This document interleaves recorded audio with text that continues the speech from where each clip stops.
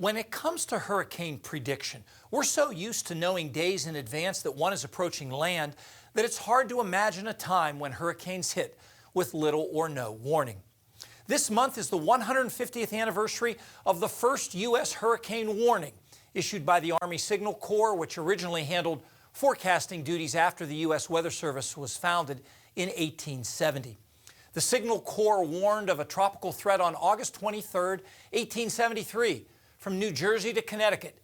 And though that storm missed the U.S., a new era of tropical forecasting had begun. Of course, in those days, even non-tropical forecasts weren't very good, but the telegraph allowed observations to be shared, so the approach of mid-latitude storms that move west to east across the country was often foreseen to some extent. But hurricanes, which come off the ocean from the south or east, where few observations are available, were a different story.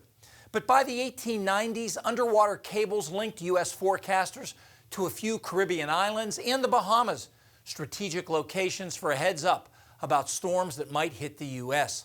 In fact, reports from the Bahamas helped the Weather Bureau forecast a hurricane that hit New York City in August 1893, bringing a mighty war of winds and a great tumbling of chimneys, according to the New York Times, and destroying many piers on Coney Island in the most damaging hurricane to affect New York City prior to Sandy.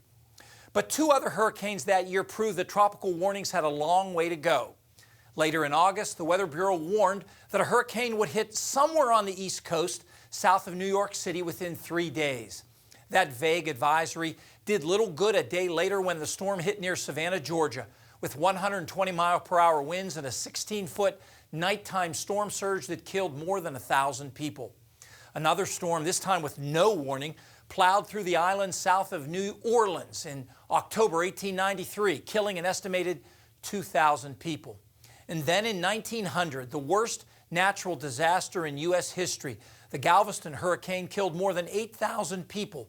The only notice was a general storm warning the day before, covering a long swath from Pensacola to Galveston, a forecast that got little serious attention.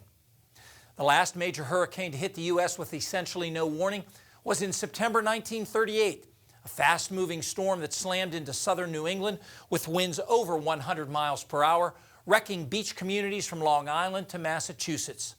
Known both as the Great New England Hurricane and the Long Island Express, it killed at least 600 people and caused $400 million damage, about $8 billion in today's dollars.